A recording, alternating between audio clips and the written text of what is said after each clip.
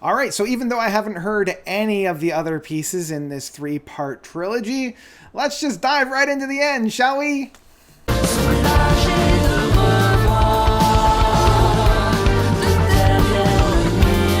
Sapiens, chapter 3, Actum, from Jean-Pierre Louveton.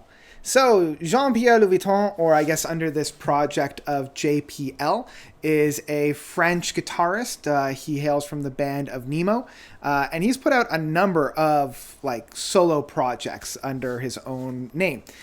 Pretty much like almost one a year since like 2016 and even 2014. Starting in 2020, he put out Sapiens chapter, I guess, un of trois, with Extrium, then Deus Ex Machina, and finally Actum. And Actum is the third part of this trilogy, and I wish I could say that I went back and I listened to the first two. I did not. I'm coming in here with just what I've heard with Actum, and honestly, I really enjoyed this one. I was loving the neo-prog flavor of this particular project. There's like the 4 tracks on here, and then the big, almost like 20-minute suite that is Momentum Mori, parts 1 through 5.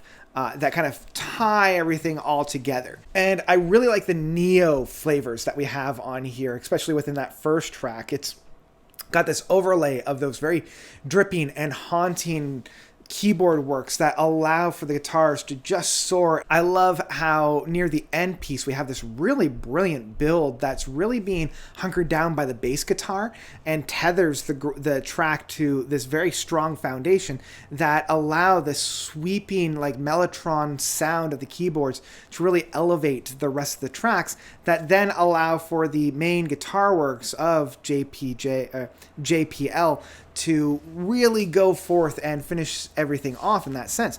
Really love that first track, the opening track on there. And this bass line is definitely found and continued with the second track, and I like how dark and menacing this track is. Like, it almost feels like there's this creepy, crawly thing just menacing itself through the weeds and the grass within its creep and crawl. That bass work, again, is so punchy and so poignant on there.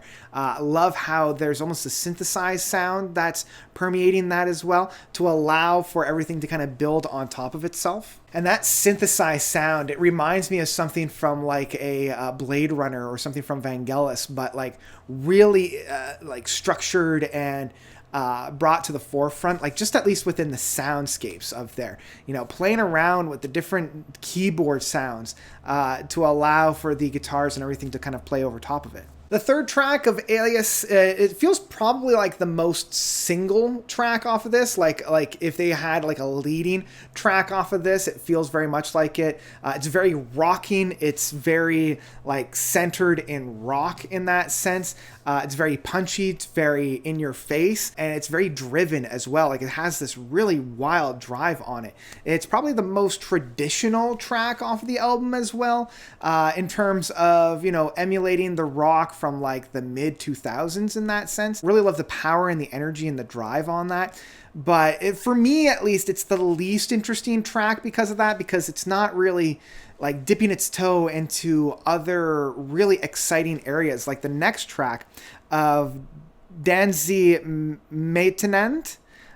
Love this track in like really trying its hand at a whole bunch of different sounds. Like in the midpoint, we have this really fun instrumental play out that almost has like a fife or like the bagpipe flute on there, just to kind of infuse like different soundscapes, different items. Like, really enjoying whenever bands kind of think outside the box to allow for a different flavor to be introduced to their music.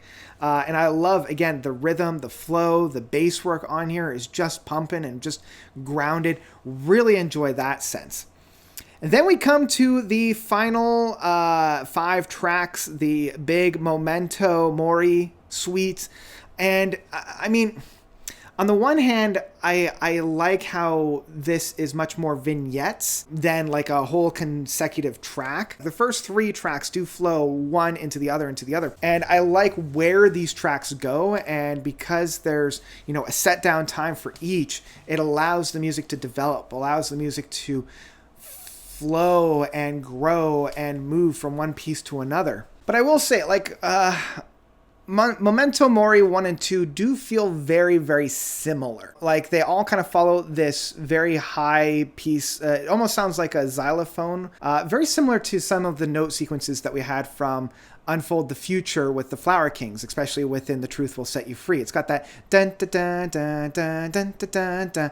It's got that kind of, essence to it. But I do feel like the first track is a lot more orchestra driven, a lot more like an opening Tempest Fugit. The second one is a little bit more kind of introducing the band and bringing them forth. But this provides about almost 5 minutes of the overture that I don't know if they really should have split up into 2 points. Like, it's really good and I like that flow and I like how the tracks allow it to build up, but I don't think that they should have really moved it from one point to another. Like, it isn't until Memento Mori 3, La Mort de Roy, that it really feels like the song is starting. We've had the overture, we've had the intro, now we're coming into it, and we have JPL coming on with this, like, whisper lyrics coming through, and again, I like that, and it builds itself up, but I feel like the song really doesn't get a jump start until part 4, and at this point, we're already like 10 minutes in.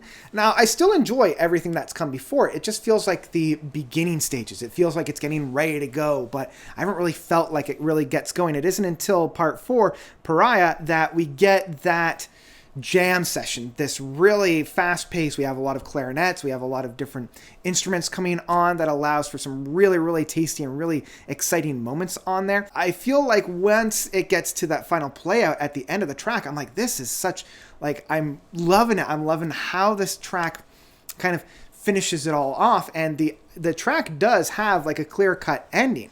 And I thought, okay, this was great. We had about, 15 minutes worth of music. I feel pretty fulfilled on that. And then we have Memento Mori 5, Acta Fabula Set Est. Yeah, we have another about 7.5 minutes worth of music that I can't complain about. And it has such a brilliant play out. Like, I love the big sounds that we have on here. Again, that bass is doing a lot of heavy lifting on this. I'm loving that chugging of dun, dun, dun, dun, dun, dun, dun, dun, dun, dun. Like, it's got that punch. It's got that drive. I can really headbang along to it. And it provides such a great play out. And it closes off the album pretty substantially and pretty good. Yeah, that's what I've got for Sapiens Chapter 3, or I guess Sapiens Chapter 3, Actum. Yeah, it was great. It was great. I had a great time with it. I do wish, and I probably should, go back and listen to parts 1 and 2.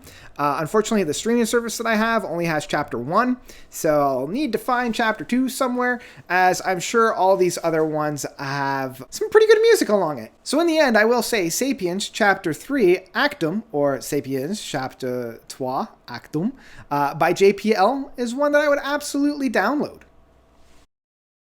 There's a lot of really, really good, like, retro prog, neo prog found on this to really wet your whistle. There's a lot of really great orchestrations. If you're like me, I found that this was a great entry point to JPL's music. It got me excited to go and find more from him. So yeah, I'll take the time and get into his first 2 of this Sapiens trilogy to really, like, water my whistle in that sense. And I think one of the biggest advantages of this album at being about 45 minutes long is that it's really the perfect length. Like, it got me excited, it got me invested, but it didn't linger, it didn't feel too short, it was just the right amount of music for me. So yeah, that's what I've got. Go and check it out. I think it's a great time. So yeah, what did you guys think about this album? Did you love it? Did you hate it? Whatever you thought, please let me know by commenting down below. And that's what I got for you guys today. So thank you all so much for watching. As always, you guys are definitely the best. And until next time, notes out.